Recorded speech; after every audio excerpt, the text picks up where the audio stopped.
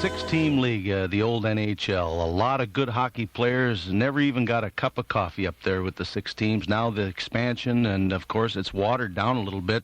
So the old purists like yourself say, what was it like, a six-team league?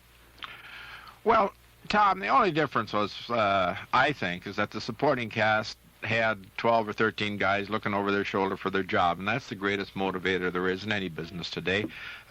You could, if you were in the middle of the pack as per talent in relationship to the importance of the team, you worked like a dog to stay there. And I stayed there 8 years on checking and kicking in the odd goal, but basically hard work, and anybody can do the same thing today. Is the game of professional hockey in the NHL as we know it now better or worse than when you played? I think game in and game out, it's better. Really, when the old six-team league, there was one team in first place by 20 or 30 points. It was either Montreal, and I'm talking over 20 years, Montreal or Detroit. There were two teams fighting it out for second place, Toronto Maple Leafs and maybe Montreal or Detroit.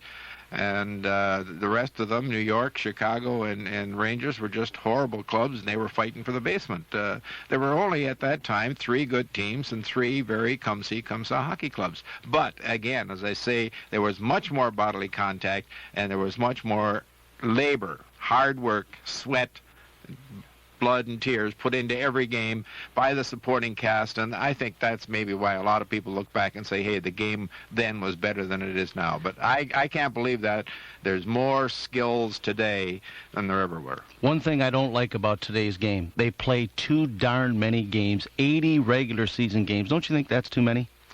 Well, related to what? Well, guys take too many nights off, I think, because they're tired. No, that is a lot of baloney. Eh? No, sir. The only thing that can get tired in the body is the mind, and this club here has spent millions of dollars seeing the fellows are going to get there very easy and get home very easy. It's really helped them, hasn't it?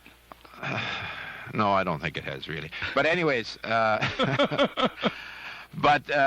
if you look after yourself and if you have someone motivating you, the guys take the nights off because they look over their shoulder and there's no one down on the farm looking for their jobs. If there is, there's only 1 or 2 or 3 guys, and that doesn't scare anybody.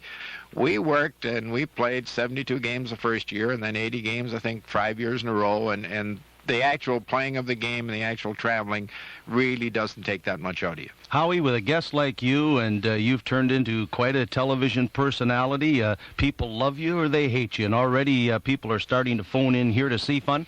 Our numbers are 736-2345, 734-2386. Those are our telephone numbers for your questions to Howie Meeker. And Howie, I'm going to open the phone lines a little sooner than I normally do, but I want to ask you a couple of more questions before I do that. The Vancouver Canucks, you do most of your analysis now and color commentary on Vancouver Canuck hockey games. Your general impression and certainly your feelings towards the Vancouver Canuck Hockey Club in 1983-84. Well, I think if they had someone looking over their shoulders for their jobs, and I mean, again, 10 fellas, and apparently Harry Neal has brought up some fellows who were looking over the guy's shoulders trying to get on this hockey club, and they've all played extremely well. Now, if that threat continues to persist amongst the fellows that are already here and the guys that are going to go down, I think the hockey club is capable, with 85 to 90% physical effort from everybody, every game, every night. I think they're capable of playing 5 to 8 points over 500. And now, to get better than that, they need a big defenseman. They need a Bourque on defense. They need a Robinson on defense. They need one of the top 4 defensemen in the league. And up forward, you cannot get anywhere in this league when you have a guy with tremendous talent like Thomas Gerdine, very, very happy with scoring 5 goals this time of the year. They need Thomas Gerdine with 20 goals this time of the year, 40 at the end of the year.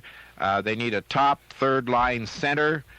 They need, again, an all-star right winger or left winger, or they need a genuine all-star player up front, and they could challenge for the Stanley Cup. 3 players away. Howie, we have a full board, and we're going to get to the calls to you, Howie Meeker, my special guest on Hockey Hotline, right after these messages. Ladies and gentlemen, it's Eaton's record-breaking day sale, and new records are being set in every event, store-wide. Eaton's buyers are setting new records for value, for super clearances, for special buys. Eaton's record-breaking day sale programs. Get your programs here. There's no competition. When it comes to savings, you win during Eaton's record-breaking day sale, where your value is guaranteed. The best of 83 is coming your way. From New Year's Eve through to next year, you'll hear the best 100 songs of 1983 played nonstop. We'll be playing the songs in random order, so you'll never be more than just moments away from a song you like. And we'll wrap it all up with the top 14 countdown. Join us between 5 and 6 on New Year's Eve for the best of 83 on 14 CFUN.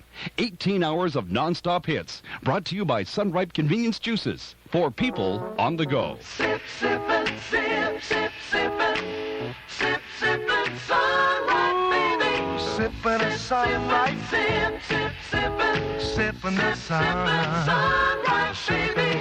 sippin' the sunshine, Sip, sippin', sippin' some fun. Taste the sun. taste the sun. When you sippin' a sunrise. Sippin' a sunrise. Hockey Hotline's the name of the show. I'm Tom Larscheid, your host.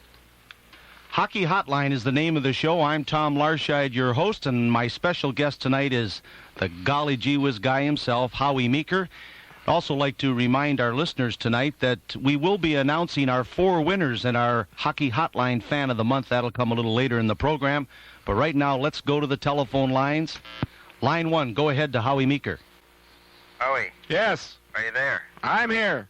Okay, I'd like you to look into your crystal ball and tell me who's going to finish 1st through 5th in the Smythe Division and who's going to meet in the Stanley Cup. 1st through 5th in the Smythe Division. No problem with 1st. It's got to be Edmonton, but I wouldn't bet a plug nickel on 2nd, 3rd, 4th, and 5th, although I believe that Vancouver has a better than average chance of finishing 2nd or 3rd or coming out of the pack ahead of the other 4. Stanley Cup, 4 teams, I think, threaten for the Stanley Cup. 2 in particular, the New York Islanders again. If I had to bet now, I would bet Islanders. The only team that stands a chance of beating them are the Boston Bruins.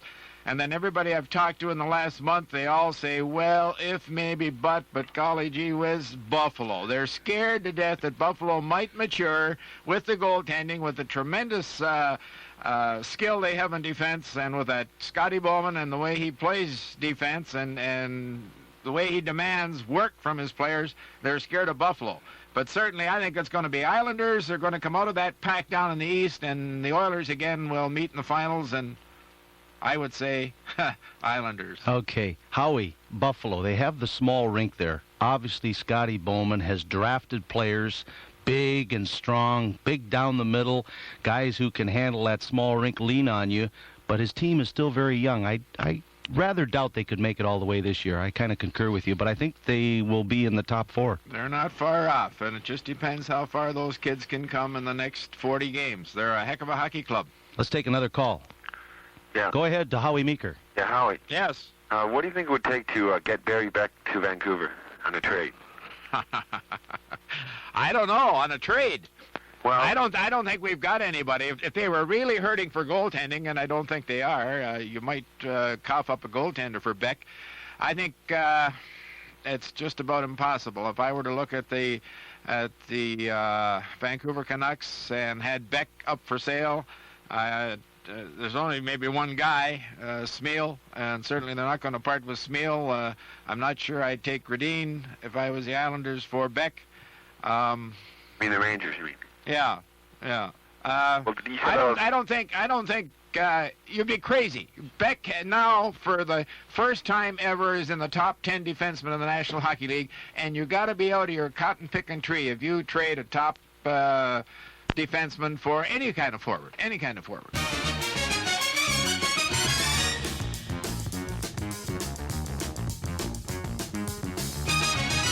14 CFUN, Vancouver.